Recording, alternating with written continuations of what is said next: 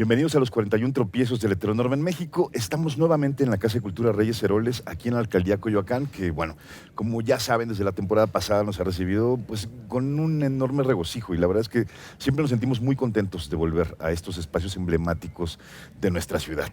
Y bueno, por supuesto que este programa no tiene sentido sin la presencia increíble y siempre propositiva de Lucía. ¿Cómo estás, querida? ¿Qué tal, Roberto? ¿Cómo les va? ¿Cómo están? Un gusto estar acá en este espacio, está divino y el clima un 10. Así que feliz de compartir este espacio con ustedes otra vez. Efectivamente, hoy es un día de muy buen clima, afortunadamente, y para compartir también no solamente este pronóstico, sino nuestro tema del día de hoy está, por supuesto, Shivón Guerrero. Pues hola, muchas gracias por acompañarnos nuevamente en esta tercera temporada. No voy a dar spoilers, pero sí quiero decir que me siento muy honrada y muy contenta de que nos acompañe hoy alguien a quien admiro y quiero mucho y quien ha sido enormemente generoso, no solo con sus espacios, sino con su activismo conmigo y en general. Y me encanta que esté hoy aquí, no diré más. Ahí está, entonces me voy a ahorrar un poco los elogios para hacer un poquitito de historia.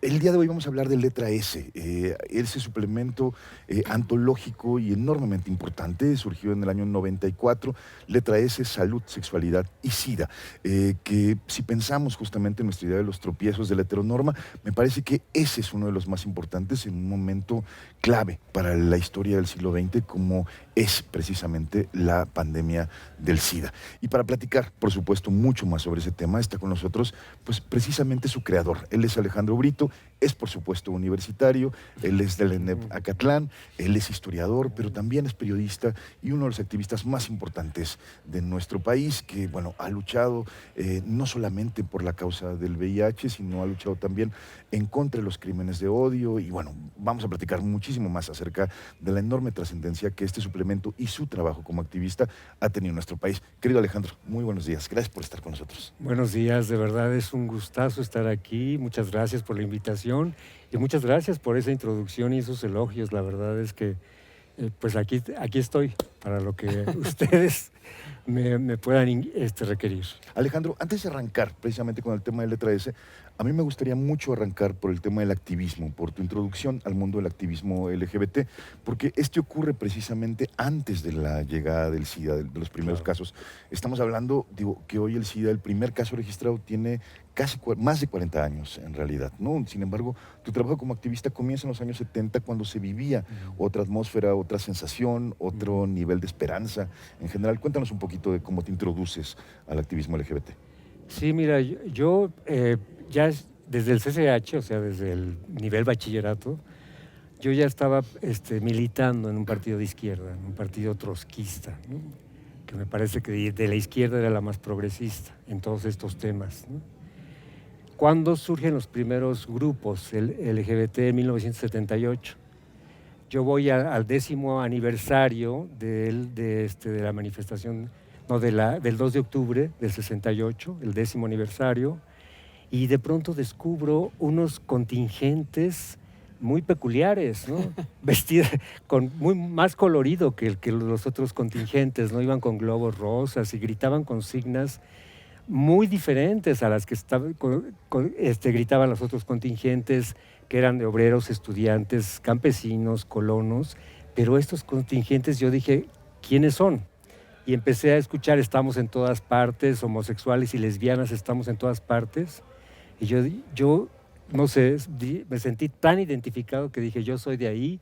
Me uní a ese contingente, yo no iba con ningún contingente, y así fue como me salí del closet en esa marcha del 2 de octubre, del 2 de octubre de 1978, en el 10º aniversario, ¿no? Y el recorrido de la marcha fue creciendo el contingente, y cuando llegamos a la Plaza de las Tres Culturas, ya era un contingente muy masivo, y la gente nos recibió muy bien, o sea, con muchos aplausos, porque se temía que pues hubiera rechazo, ¿no? Pero no, la recepción fue muy buena, ¿no? Y entonces yo empecé a militar, me acerqué mucho al grupo Lambda de Liberación Homosexual. En ese entonces se llamaba Movimiento de Liberación Homosexual, ¿no? Y lo que pugnábamos era ni más ni menos por una transformación total. O sea, queríamos el cambio de todo, ¿no? Pensábamos, sí teníamos mucho el pensamiento revolucionario de izquierda, de hacer una revolución. Pero junto con las feministas lo que queríamos es que esa revolución también fuera de las vidas cotidianas, ¿no? No solamente de las estructuras políticos sociales, sino de las familias, de la vida cotidiana, ¿no? Entonces fue una época muy liberacionista. A mí de mucha confrontación, sí, porque no había espacios. La UNAM era de los pocos espacios en donde se podían expresar este tipo de eventos, digamos, lésbico-gays. Eran los únicos donde podías armar algo, ¿no? Y era una época de mucha censura, de mucha represión. Yo me da una enorme curiosidad porque estás diciendo la UNAM, pero por lo que decía Roberto, tú no estudiaste en CEU, tú venías justamente de uno de los otros campus que hay en Ciudad de México y normalmente nunca hablamos de eso. En esos campus también había esta cultura de la aceptación y de la tolerancia, porque a veces siento que solo estaba en filosofía y letras, pero no sé si nos puedes contar cómo era. Te voy a contar una anécdota. Cuando surgieron estos primeros grupos LGBT, yo estudiaba ya en la NEM Acatlán y decidí llevarlos a la escuela. Y la reacción de la dirección de la escuela fue cerrar el auditorio en donde se iban a presentar. Pero fue tal la expectativa que se generó que la gente empezó a gritar afuera del auditorio y tuvieron que abrir el auditorio y el auditorio se llenó. Estaba el grupo FAR y el grupo Lambda. Y lo que más me provocó satisfacción es que la gente al final, al participar, al preguntar, algunos se salieron del closet, algunas también, ¿no? Y otras incluso hablaron de su propia sexualidad, ¿no? Era como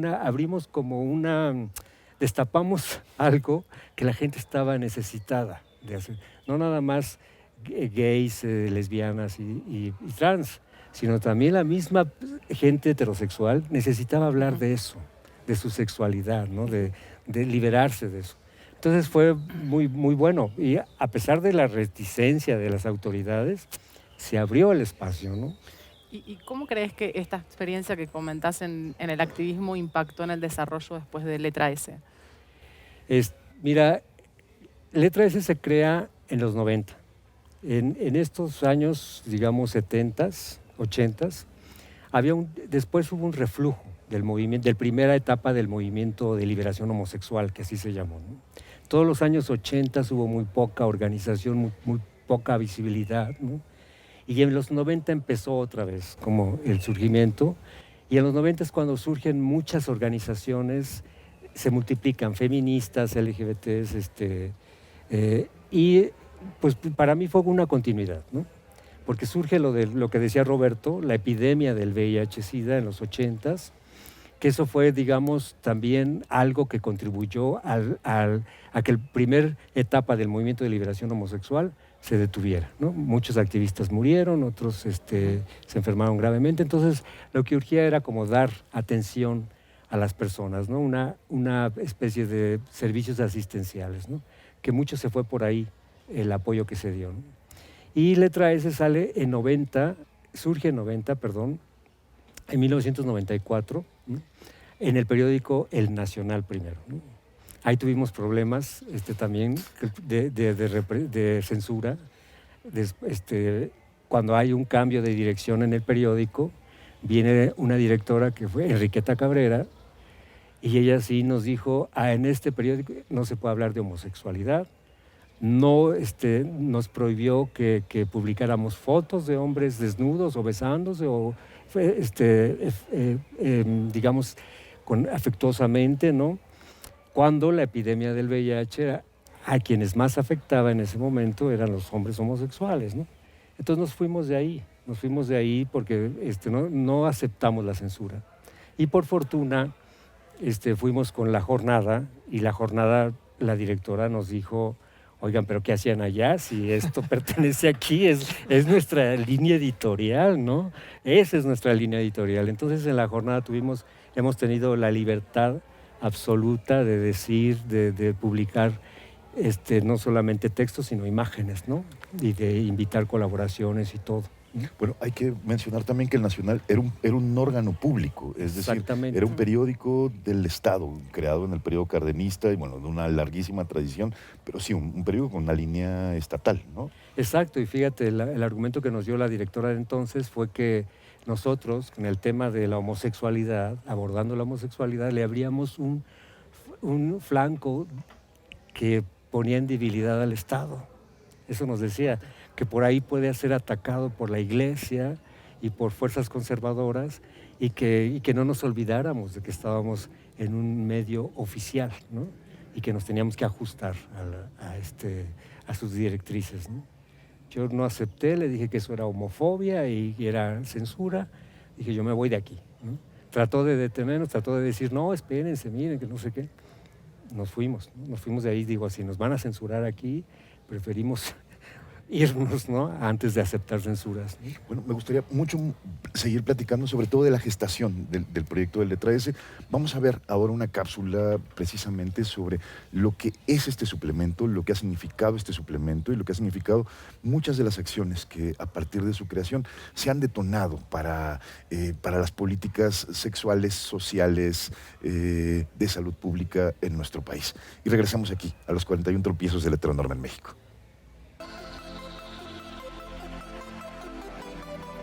Letra S es un suplemento del periódico La Jornada, nacido en 1994 con la intención de cubrir las 3 S's: salud, sexualidad y SIDA, siendo Alejandro Brito nuestro invitado de hoy, su fundador y director a lo largo de estos años.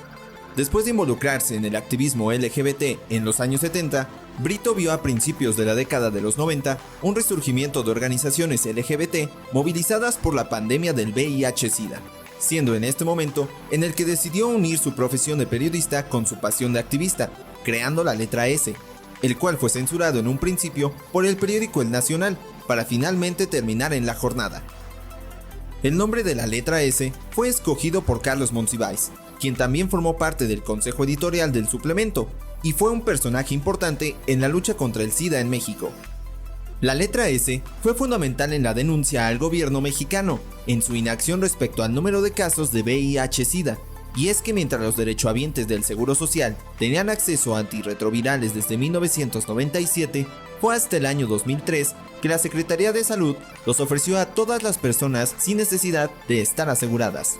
Del mismo modo, fue uno de los primeros medios en denunciar los homicidios por homofobia y transfobia en México, siendo de vital importancia su apoyo en la creación de la Clínica Condesa en el año 2000, la cual brindaba una mayor atención médica pública para las personas que viven con VIH-Sida. Letra S ganó el Premio Nacional de Periodismo 2001 junto a Alejandro Brito, quien fundó Noti S, una agencia de noticias nacional sobre la pandemia del VIH-Sida y otros temas que afectaban a la comunidad LGBT, convirtiéndolo así en uno de los defensores de los derechos humanos más importantes del país.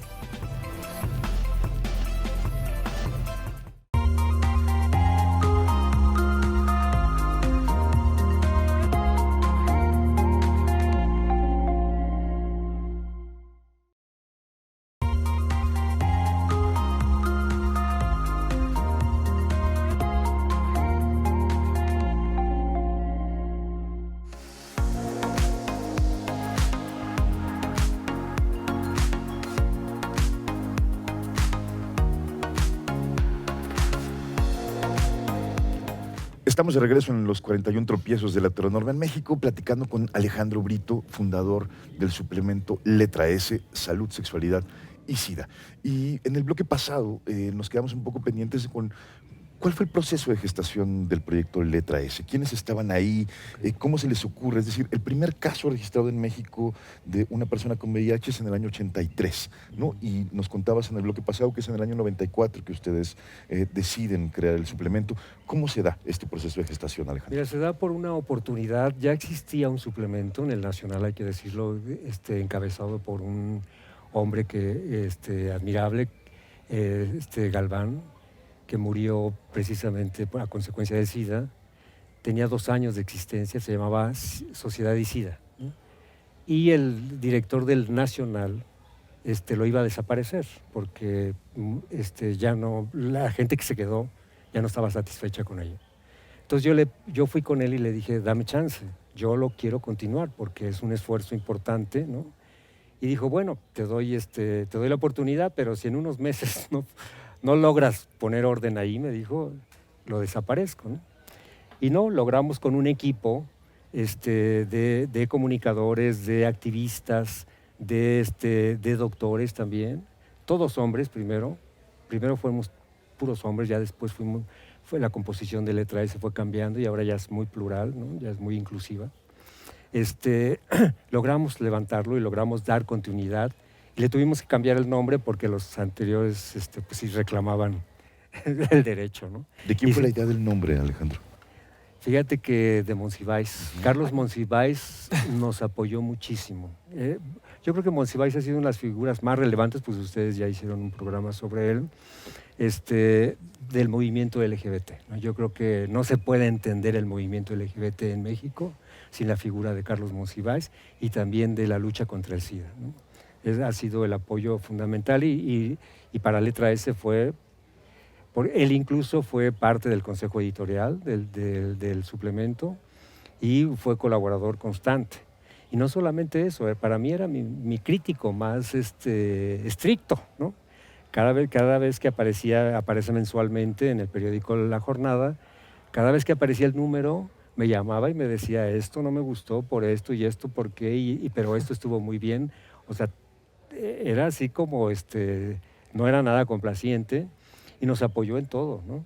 En todo, y bueno, al principio nada más nosotros nos propusimos ser un proyecto comunicativo, de comunicación, porque decíamos, hay mucha desinformación en torno a la epidemia del SIDA, hay muchos prejuicios, hay muchos estigmas y hay mucha homofobia, ¿no? Ya, se culpaba mucho a los homosexuales, se decía que era castigo divino, entonces dijimos, tenemos que contrarrestar eso, ¿no? A través de este medio, ¿no? Pero este medio nos dio una proyección política que no esperábamos, ¿no? Y entonces tuvimos que también nuestro activismo extenderlo. Ahora sí, extenderlo y llenar un espacio que nadie estaba. Como te decía al principio, los grupos de lucha contra el SIDA se fueron mucho por el asistencialismo, que era lo que se urgía, pero políticamente no había nadie que estuviera presionando o contestando a toda esta homofobia que se yo quisiera desencadenó. Interrumpirte justamente porque creo que este es un programa que nos va a permitir hacer un diálogo con programas anteriores en muchos registros y eso me parece fascinante. Justo una de las cosas que yo tenía en mente era la figura de Monsiváis, que ya nos mencionaste, porque justo Monsiváis, bueno, ha aparecido en muchos capítulos y ya se había mencionado en efecto que había jugado un papel en apoyar y mantener a Letra S justo contigo, ¿no? Pero también tuvimos ya un programa con el doctor Sepúlveda Amor hablando justamente de VIH. Claro, la visión que él da pues es la suya. Entonces, un poco para contrastar versiones, yo quisiera preguntarte cómo vieron ustedes desde su trinchera el papel que estaba llevando a cabo el gobierno, porque cuando tuvimos al doctor Sepúlveda Amor, desde luego es un gran arquitecto de lo que eventualmente fue Conacida, Sencida, pero quizás no recupera necesariamente toda la visión crítica de los activistas, ¿no? Entonces, aprovechando que te tenemos aquí y que estás justamente hablando de este papel que ustedes jugaron, no sé si nos podrías decir algo de cómo ustedes fueron esa voz crítica para señalar todas estas omisiones del gobierno. Sí, nos tocó una etapa que yo llamo de confrontación con el Estado, ¿no? Diferente a la que vivimos actualmente, ¿no? Y sí era estar marcándoles el paso de donde están equivocados en sus políticas, ¿no? Por ejemplo, el Estado, la Secretaría de Salud hablaba de que la epidemia se estaba heterosexualizando. Cuando no era cierto, ¿no? Seguía ahí en estos grupos más afectados, ¿no? O se estaba ruralizando, decían, ¿no? Y nosotros les demostrábamos con sus propias cifras que no era cierto, que la epidemia seguía sobre todo ahí, ¿no? En estos grupos más afectados, ¿no? Y nuestra crítica fue constante. Lo de los medicamentos antirretrovirales que se utilizan para tratar el SIDA o el VIH, esa lucha fue determinante, ¿no? Los mismos, digamos, derechohabientes con VIH se organizaron para que el Seguro Social diera los medicamentos. Pero ¿qué pasó con los que no tenían seguro social? Los que estaban, digamos, en la población abierta, que se dice, ¿no? Que no tienen acceso a ese seguro social. A ellos no hubo acceso a medicamentos. En el 97 el Seguro Social aprueba a dar los medicamentos. Y solamente hasta el 2003 la Secretaría de Salud da los medicamentos. ¿Qué pasó en esos 6 años, ¿no? ¿Cuántas personas murieron cuando no podían? Y nosotros, muchos activistas, sí se fueron con la colaboración con el gobierno, y no eran tan críticos, y nosotros seguimos en esa línea. Dijimos, no es posible, todavía no se conquista, tenemos que seguir luchando por los derechos de quienes no tienen acceso al tratamiento. Desgraciadamente se logró 6 años después. Y yo me pregunto, esta negligencia del Estado, ¿cuántas vidas cobró? 6 años, son muchos años, 6 años. Hicimos nosotros labor digamos, de incidencia en la Cámara de Diputados. Logramos que se etiquetara en 2002 un presupuesto para tratamiento, entonces ya en 2003 la Secretaría de Salud lo empezó a dar, ¿no? Desgraciadamente primero crearon un fideicomiso que le llamaron FONSIDA, con la Facultad de Medicina de la UNAM, desgraciadamente, y que pensaban que con ese fideicomiso iban a abarcar a las personas que no tenían seguridad social, cuando era obvio que no. No iban a poder con el fideicomiso atraer los recursos privados para, imagínate, darle medicamento a tantas miles de personas. Eso era una idea absurda, impulsada por la Facultad de Medicina, apoyada por la Secretaría de Salud, y eso solamente fue, digamos, una simulación, y nosotros en Letra S estuvimos duro y duro criticando, mientras otras organizaciones sí apoyaban eso, ¿no? Pensando que sí era la solución. Pero nosotros hemos mantenido siempre esta labor crítica hasta que las políticas del Estado sí empezaron a cambiar, hicimos que cambiaran, ¿no? Sus prioridades, hicimos sí, no digo nada más Letra S, sino también las organizaciones que nos acompañamos, logramos que esas políticas cambiaran y fueran más favorables para las personas más desfavorecidas, ¿no? Y en este sentido, perdón, vos Adelante. habías hablado antes, hiciste hincapié en el activismo LGBT y compartir un espacio con los feminismos, ¿no? Sobre todo desde los Sí. 70, donde se cuestiona la sexualidad, la identidad, y en toda esta trayectoria que estás planteando y una lucha que era sobre todo en algún momento para la cismasculinidad gay, ¿no? ¿Cuál fue el diálogo con los feminismos, sobre todo con Letra S, ¿no? ¿Hubo apoyo, Sí. hubo relación? Mucho. Marta Lamas, una de las feministas más relevantes de México, nos apoyó. También ella, junto con Carlos Monsiváis, nos apoyaron mucho en la creación del suplemento y luego en la creación de la organización misma, porque primero creamos este medio de comunicación y luego por las mismas necesidades tuvimos que crear una organización que sustentara nuestro activismo, ¿no? Y el contacto con el feminismo fue desde un principio, ¿no? De hecho, Letra S ha tenido más alianza con grupos de mujeres que con grupos LGBTs, ¿no? E incluso en el SIDA, ¿no? También hubo por ahí un pleito con Provida, y nosotros hicimos alianza con grupos de mujeres y ahí empujamos junto con ellas, ¿no? Sí, Letra S siempre nos hemos declarado feministas desde el inicio y hemos seguido en esa línea. Y de hecho has colaborado con Debate Feminista. Digo, perdón que suene anuncio, pero es que justo hace poco me estaba encontrando un texto tuyo que salió en Debate, pues ya hace pues, casi ya van a ser 30 años, justo denunciando lo que ahora llamaríamos los transfeminicidios que ocurrieron en el estado de Chiapas a finales de los años 90. Y justamente también es un tema que aquí en su momento nos mencionó Salvador Iris como algo que el Círculo Cultural Gay estaba trabajando. Y bueno, pues yo me encontré un texto tuyo en Debate. Entonces, bueno, esto lo menciono no solo por el anuncio, sino porque también Debate fue un espacio donde tú publicaste también y donde también se le dio una plataforma al tema de los crímenes de odio, ¿no? Que yo diría que junto con el SIDA es una de las cosas más valiosas que has hecho, ¿no? Yo, de hecho, te voy a decir que eres referente, seguramente lo sabes, en lo que son los informes de crímenes de odio, Sí. ¿no? Eso es algo importantísimo. ¿Cómo empezaste a hacerlo? Mira, fue a raíz del asesinato de un activista de lucha contra el SIDA. La mamá de este activista decidió luchar por la justicia y nosotros decidimos acompañarla, ¿no? Esto fue en los años 90. Que es el caso de Francisco Estrada Valle, Francisco ¿no? De Estrada Ave de Valle. México. Francisco Estrada Valle, exactamente. Y su mamá Alicia Valle, que murió recientemente, decidió exigir justicia y nosotros la acompañamos, la arropamos, la acompañábamos a las reuniones con los procuradores de aquí de la ciudad, ¿no? Y formamos la Comisión Ciudadana contra Crímenes de Odio por Homofobia, ¿no? En donde incluimos a figuras como Carlos Monsiváis, que nos acompañaba en cada conferencia de prensa que dábamos. Cada año dábamos una conferencia de prensa para darle el número de homicidios contra personas LGBTI. Y Monsiváis ahí estaba, ¿no? Siempre nos apoyaba. Que me llama la atención que también parte del registro, digamos, de estos crímenes que ustedes lograron que dejaran de llamarse crímenes pasionales para convertirse precisamente en crímenes de odio, venía de periódicos, bueno, que uno diría amarillistas como La Prensa, ¿no? Que era la manera como de registrarlos, ¿no? O sea, digo, asesinato de mujercito o todas estas cosas, ¿no? Digamos, Sí. eso era la fuente, digamos, como para saber a la gente que estaban matando. Así es, porque nadie más publicaba nada sobre eso. Era un tema invisibilizado totalmente, ¿no?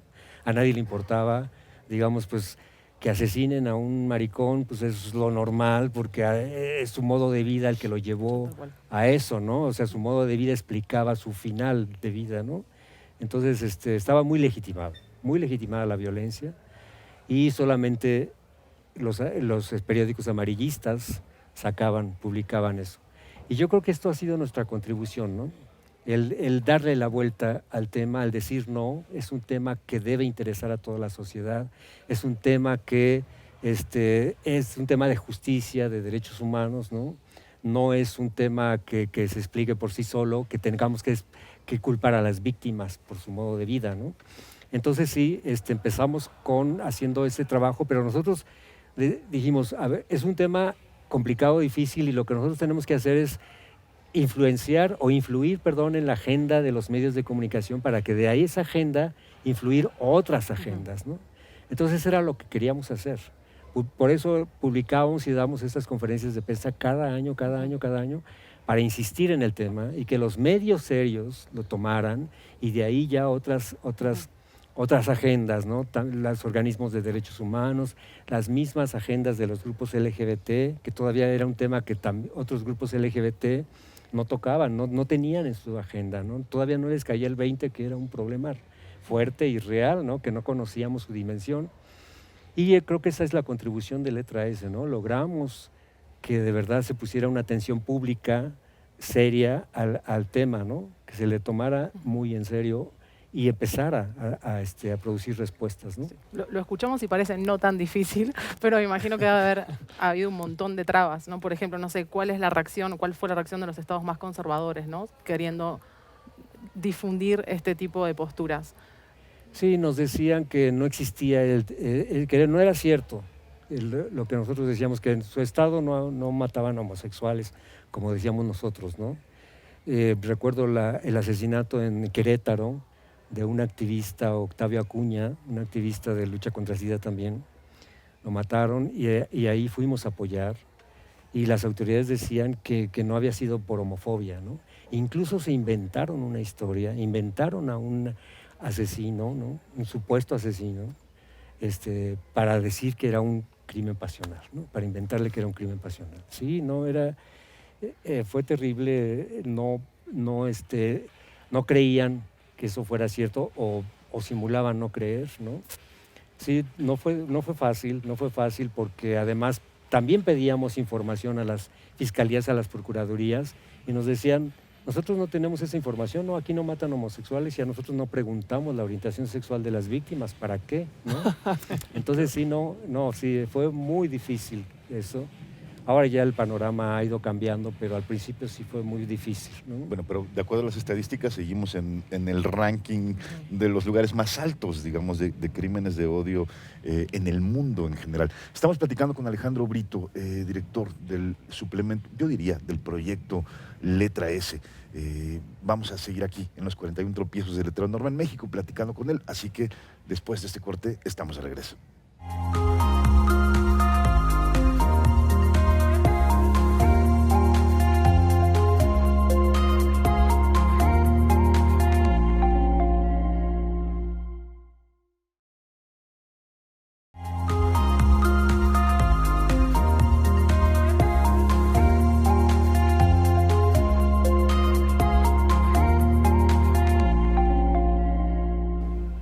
Estamos de regreso en los 41 tropiezos de Letra Norma en México, platicando con Alejandro Brito, director del proyecto Suplemento Letra S.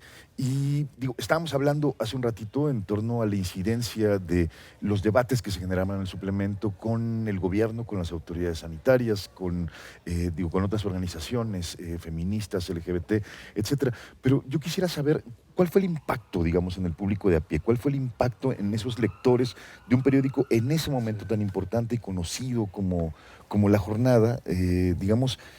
¿Cómo era la retroalimentación? ¿Cómo sabían lo que estaba pasando con la gente que lo estaba leyendo, más allá de estas grandes esferas de lo macrosocial en nuestro país? Fíjate que esa es una de nuestras mayores satisfacciones, la respuesta de las y los lectores, ¿no? Sí, nos llegaban muchas cartas, primero por el correo normal, ya después por internet, ¿no? A los correos electrónicos, agradeciéndonos, diciéndonos que este artículo les había servido mucho, que maestros de secundaria y de prepa nos agradecían y nos decían que ellos le ponían a leer a los estudiantes el suplemento o analizar tal artículo que se había publicado en el suplemento. Y no solo eso, sino que cuando yo en eventos públicos que presentaba yo el suplemento se me acercaban las personas. Una vez se me acercaron en Chihuahua un grupo de chicas adolescentes entre 17 y 18 años y me dijeron gracias, les damos mucho las gracias, estaban muy emocionadas y yo no sabía por qué. Y me dijeron es que gracias al suplemento nos enteramos de la anticoncepción de emergencia. Y yo cuando me enteré de eso se los di a mis amigas y les dije, miren, se los compartí y gracias a ustedes sabemos cómo evitar embarazos, ¿no? Entonces eso, cosas que no te esperas, y en Chihuahua además, ¿no? Hasta allá. Y luego también una señora que se nos acercó y yo les quiero agradecer, le dijimos, porque ustedes me salvaron la vida. Yo dije, está exagerando, ¿no? Y le dije, ¿pero por qué dice eso? Dice, porque yo leí en el suplemento que migrantes que iban a Estados Unidos, luego allá se infectaban del VIH y regresaban y pues no se cuidaban y podían infectar a sus esposas y a sus familias. Dice, mi marido estaba en Estados Unidos y cuando regresó yo le exigí que usara condón. Mi marido se negó, nos separamos, no sé, y a los meses que nos separamos murió mi marido. Entonces, te encuentras con esas historias y dices, el suplemento funciona, está sirviendo. Y eso es lo que nos decía mucho Monsiváis, no olviden nunca que ustedes están haciendo un servicio a la comunidad, un servicio social, ¿no? No olviden eso nunca, ¿no? Implícito en esto que nos cuentas, también hay una especie de demografía de la epidemia del VIH, porque de alguna manera, este último ejemplo que nos das es muy claro de cómo empezó, por ejemplo, a gestarse todo un nuevo sector que son, en este caso, mujeres heterosexuales, que son las esposas de hombres migrantes. Y en ese sentido, la pregunta que te quisiera yo plantear es, ¿cómo dirías tú que ha cambiado el perfil demográfico del SIDA en México? Y te lo pregunto porque, y eso lo sé, porque ustedes han publicado, por ejemplo, el SIDA, cómo opera en otras partes del mundo y opera distinto, por ejemplo, en África, opera distinto en México, opera distinto en Europa. Y no sé si ustedes han de alguna manera tomado nota de cómo ha ido evolucionando el SIDA en México. Sí, creo que, fíjate que desgraciadamente no ha cambiado mucho. Si las poblaciones que en un inicio fueron las más afectadas, siguen siendo las más afectadas, ¿no? Los hombres gay o homosexuales o que tienen sexo con otros hombres, las mujeres trans, las y los trabajadores sexuales, más los trabajadores sexuales o las personas usuarias de drogas, ¿no? Aunque las mujeres heterosexuales, parejas de hombres no me atrevería a decir que solamente son heterosexuales, pero que se han infectado por sus maridos, ¿no? También ha crecido, ¿no? Y aquí el problema es que, fíjate, 2 indicadores te doy. El índice de muertes no ha bajado en México por SIDA mayormente. Ha disminuido muy poco y debería haber disminuido más porque tenemos ya muchos años dando los tratamientos y los tratamientos evitan eso, evitan la muerte, ¿no? Sin embargo, el índice de muerte sigue igual. El índice de nuevas infecciones lo mismo, anuales, incluso ha crecido. Con la pandemia creció más porque se dejó de distribuir muchos insumos de prevención, ¿no? Entonces creció más. Entonces eso no hemos logrado darle realmente, se ha logrado pues sí, distribuir más condones o más políticas de prevención, atender más a estas poblaciones prioritarias, pero estos índices no los hemos bajado. Entonces, yo creo que el estigma todavía sigue siendo muy fuerte, ¿no? El estigma contra las personas que tienen VIH o SIDA sigue siendo tan fuerte que hace que la gente que no vaya a hacerse un examen, un chequeo, hace que la gente no se proteja, hace que la gente no le diga a su esposa que tiene síntomas, y obstaculiza mucho, ¿no? Ya me llama mucho la atención un eslogan que leí hace poco que decía, el SIDA no se ha acabado, ¿no? Y eso lo reafirman muchísimo tus palabras en torno, digamos, como a la incidencia todavía de casos y de muertes, de mortandad. Y pensaba justo, ¿cuál es la agenda hoy de un espacio como Letra S? Es decir, digo, más allá de esto que nos acabas de decir, que es muy contundente, digamos, me sigue pareciendo que sigue resultando un espacio necesario, un medio necesario, la apropiación de los medios para distribuir toda una campañas de concientización social, para incidir sobre políticas públicas, etcétera, me parece que sigue siendo importante, ¿no? Sí, fíjate que en la década pasada tuvimos una crisis interna porque pensamos que nuestra agenda ya se había cumplido, ¿no? Porque dijimos, ¿y ahora para dónde vamos, no? Si ya por lo que estábamos pugnando de los 90 ya se hicieron políticas públicas, ¿no? Ya tienen medicamentos las personas con VIH, ya se hace sexo universal, ya se están reconociendo los derechos LGBT a nivel formal, ¿no? Por lo menos. Dijimos, ¿y ahora para dónde, no? ¿Qué nos corresponde, no? Y lo que hemos visto, bueno, lo de los crímenes de odio también, ya hay muchos estados en donde es un agravante, el crimen de odio, son 18 estados, ya es un agravante. Pero lo que hemos visto es que hay un desfase entre el reconocimiento de derechos formales a su implementación, a su concretización. Entonces eso es lo que falta, ¿no? Dar ese seguimiento, para que realmente los derechos que se están reconociendo a nivel de la ley realmente se estén materializando en los servicios, por lo menos en los servicios que proporciona el Estado, ¿no? En todos los servicios. Y además pienso que, nuevamente retomando los feminismos, ahora también hay como muchas confrontaciones por nuevos esencialismos, ¿no? Que generan discursos de odio. Entonces, en ese sentido también la postura de Letra S es fundamental. Así es, como bien dice Shibon en una participación que tuvo en un evento en el que estuvimos juntos y juntas, los discursos de odio van cambiando, no es el mismo argumento, ¿no? Ya no te sacan la Biblia para decirte que estás condenado, ¿no? Ahora ha cambiado, incluso hasta el mismo discurso de derechos humanos lo han sacado, ¿no? Y quieren confrontar derechos de unos contra otros, ¿no? Para justificar estos discursos de odio. Entonces sí, se va renovando, tienes que estarte renovando, argumentando, para seguir defendiendo los mismos derechos, ¿no? Y sí, yo creo que es importante seguir con eso. Por fortuna, ahora ya no somos la única voz como lo éramos en los 90. Por fortuna, ahora las voces se han multiplicado. Hay muchísimos, también el activismo ha cambiado. Gracias a las redes sociales y a Internet, ha cambiado mucho, ¿no?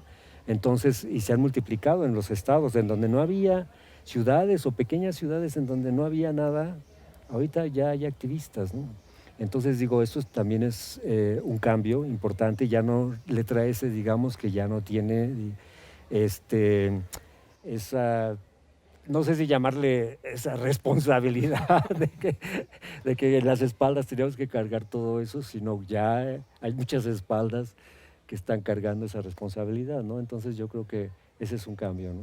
A mí me gustaría mucho que nos platicaras sobre Notiese, que es justamente una consecuencia del suplemento, que es una agencia de noticias, ¿no? Digo, digamos, de noticias que además los otros medios pueden tomar de manera gratuita, etcétera, ¿no? Y que era una manera de mantener, digamos, como los debates en una agenda mucho más amplia, ¿no? Sí, surgió porque vimos que, como nosotros queríamos influir en la agencia de los medios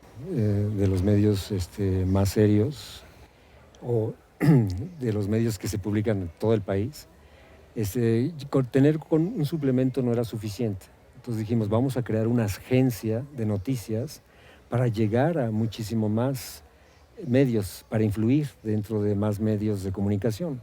Y eso fue lo que hicimos, creamos esta agencia de noticias en donde íbamos a tener los mismos temas de la salud, la sexualidad, el SIDA, el VIH y todos los temas que vienen añadidos a eso, los derechos de las mujeres, obviamente, las nuevas masculinidades, los crímenes de odio, por supuesto, las infancias LGBTs, todos los temas, ¿no? Que tienen que ver con la agenda. Y creamos esta agencia y sí, les enviábamos, teníamos una lista de medios en los estados y se los enviamos, publicamos 2 o 3 notas al día y que nada más con citar la fuente y ya, ¿no? Y fíjate que sí nos resultó, porque medios que tienen escasos recursos para abordar estos temas que por lo regular se consideran secundarios en las empresas editoriales, pues lo tuvieran de manera gratuita, ¿no? Sin necesidad de tener más personal y sin necesidad de pagar, ¿no? Creo que ahí salíamos ganando ambos, ¿no? Tanto Letra S como el medio, ¿no? Y querría, como hablaste antes de Letra S y una agenda comprometida con políticas públicas, ¿no? Entonces, no quería dejar de pedirte que nos cuentes la relación de Letra S con la creación de la clínica La Condesa, que hoy es tan importante. Yo creo que esa es una de nuestras mayores satisfacciones, la creación de esta clínica. Nosotros pugnamos porque en la ciudad hubiera un centro que atendiera a las personas que no tenían seguridad social, ¿no? Esto fue en el 2000, 1999-2000. Entonces lo que hicimos fue un foro, invitamos a muchas personalidades y lanzamos la idea aprovechando el cambio de gobierno en la ciudad. Por primera vez estaba la izquierda en la ciudad y dijimos, ahorita es cuando. Entonces lanzamos eso, nos reunimos con las autoridades del gobierno de la ciudad. Entonces estaba Cárdenas y la jefa de gobierno era Rosario Robles, nos reunimos con ella, les pareció muy buena la idea y empezamos a buscar un lugar. Encontramos ese lugar ahí en La Condesa, que era una clínica que estaba subutilizada.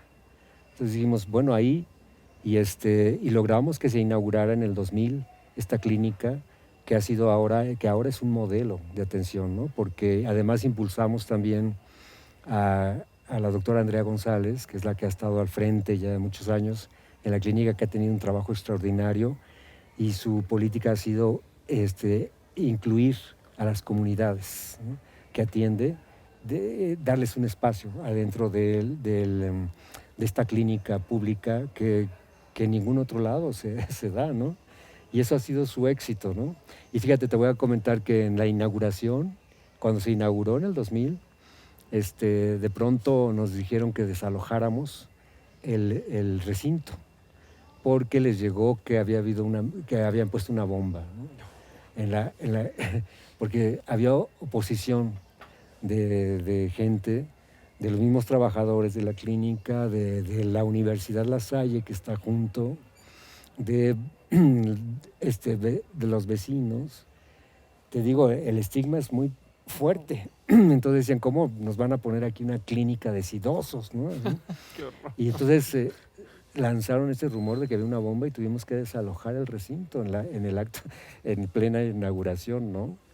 Pero ahora la Clínica Condesa es un modelo de atención no solamente a México, sino para América Latina. Recientemente estuvieron unos médicos de Centroamérica, un equipo médico, para ver cómo estaba funcionando la clínica para poder reproducir ese modelo en sus países, ¿no? De Honduras, de El Salvador y de Guatemala, ¿no? Uh-huh. Alejandro, a propósito de eso que nos cuentas, nos contabas un poquito fuera del aire reacciones con el letra S. Sí. ¿Cómo era visto por algunos sectores como la iglesia, como la derecha en nuestro país? Sí, pues la iglesia siempre fue nuestro enemigo o nuestro, digamos, rival, ¿no? Siempre nos enfrentamos mucho del combate cultural, como le llamamos nosotros, lo dimos contra estos prejuicios, estos discursos dogmáticos de la iglesia, ¿no? Que se lanzó contra el condón, se lanzó contra las personas con VIH, etcétera. Y en uno de sus órganos informativos, ¿no? Nuevo Criterio, Desde la Fe, nos atacaron, nos dijeron que éramos un suplemento corruptor, estábamos corrompiendo a la juventud. Imagínate, dándoles información sobre sexualidad, ellos lo veían como que nosotros estábamos corrompiendo a los jóvenes, ¿no? Y también en una legislatura en Chihuahua, el PAN allá nos denunció también en el Pleno, ¿no? Y sacó un número del suplemento y diciendo, miren, están promoviendo la anticoncepción de emergencia, están promoviendo el condón, están promoviendo que haya información de sexualidad en las escuelas. Esto no se puede permitir, esto es y también nos denunciaron ahí. Y sí, y en varios medios, incluso te digo, hasta en el periódico El Nacional, hemos tenido gente que nos ha querido descalificar por eso, por lo que hacemos, pero por fortuna en 2001, en el pleno gobierno de Vicente Fox, que es un gobierno panista, el jurado que conformaba los premios nacionales de periodismo decidió darle a letra S el Premio Nacional de Periodismo en el 2001. Y recuerdo con mucho regocijo cuando anunciaron que me iban a dar el premio por eso, el que estaba anunciando dijo, y entonces a letra S por defender los derechos de... Y hizo una interrupción así, dijo, estoy leyendo bien, de lesbianas, homosexuales, personas trans, y era pues, inédito, era la primera vez, ¿no? Y pues me hizo mucha gracia y nos dieron el Premio Nacional de Periodismo en 2001, ¿no? Por toda esta labor de informativa que estuvimos haciendo, ¿no? Pues ahí está, una parte de la contribución de Letra S, un suplemento sin duda antológico, sin duda importantísimo para la construcción, digamos, de nuestra propia educación social, sexual, reproductiva, de salud, etcétera, y acerca de identidades, acerca de orientaciones. Digo que sin duda ha sido importantísimo para construir un mejor país. Muchísimas gracias, Alejandro Brito, por acompañarnos en este programa. La verdad es que sí, como decía Shivón hace ratito, es uno de estos testimonios necesarios para entender quiénes somos hoy y por qué somos hoy, y porque hay muchas cosas que nos parecen profundamente normales gracias al trabajo pionero y de lucha constante y permanente de gente como Alejandro Brito y toda la gente que lo ha acompañado en ese colectivo que ha sido Letra S a lo largo de tantos años. Nos vemos aquí la próxima semana en los 41 tropiezos de la heteronorma en México. Muchísimas gracias por seguirnos en esta emisión.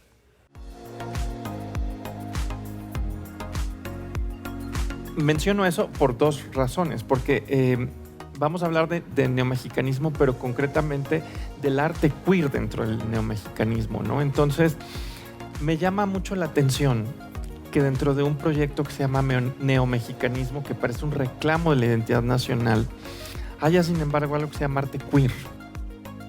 Y creo que algo muy importante es que esto no hubiera sido posible, digo, el fenómeno neomexicanista que estudiamos o solemos estudiar en los 80 y en los 90, sin lo que había pasado anteriormente, ¿no? Es decir, con las luchas de los movimientos sexodiversos, especialmente el movimiento lésbico gay, que comenzó desde los 70 en México, pero también, por ejemplo, con el movimiento feminista, ¿no? Y todos los activismos que también hacían una recuperación del cuerpo como principal medio de expresión y como un soporte simbólico, ¿no? Que a la vez podría plantear nuevos discursos. Pienso mucho en Francisco Eppens, por ejemplo, ¿no? Digamos que no es un muralista de los grandes, y que sin embargo toda esta representación de la masculinidad a través de sus ilustraciones para estampillas postales o cosas por el estilo, donde mostraba como una idea del hombre mexicano, mestizo, indígena, pues, ¿no? Digo, que tenía como todas estas actitudes triunfalistas respecto al trabajo, y cómo hay otra vez como esa misma imaginería masculina en estos pintores del neomexicanismo, que me parece que ahí hay vasos comunicantes que me parecen muy interesantes y curiosos.